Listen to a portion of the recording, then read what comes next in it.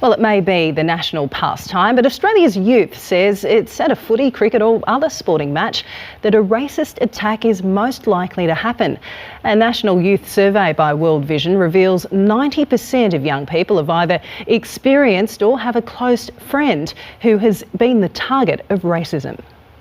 There's only one person on this planet who can limit you, and you see them every day in the mirror. Omar Coles has played basketball all over the world. He's seen it unite fans and players of different cultures, but he's also seen it divide them. If we lost a game, whoever was disgruntled, the names would just fly. He runs a free multicultural basketball program for kids living in a public housing estate, teaching ball skills and life skills and coping with issues like racism now and into the future. It's 2019 and these are children, and it'll go beyond to 2030, 2040. It's very sad. A World Vision survey shows 90% of kids today have seen or experienced racism. This era is the era where we've got the most cultural diversity in all of our institutions, in schools, in sporting clubs.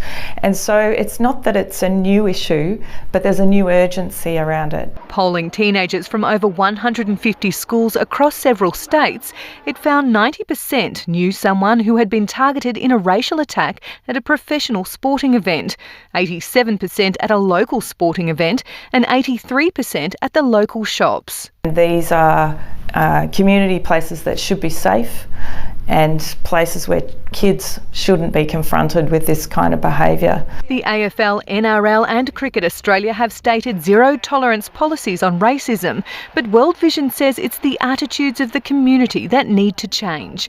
And that's just what students at Melbourne Girls College are trying to do. People need to know how to stand up for other people.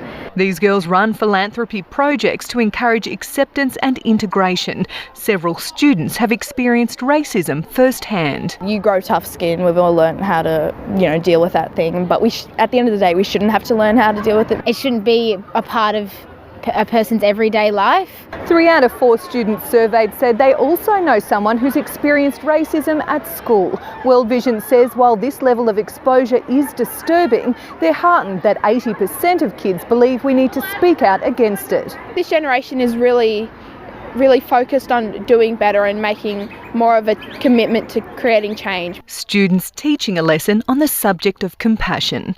Abby Dinham, SBS World News.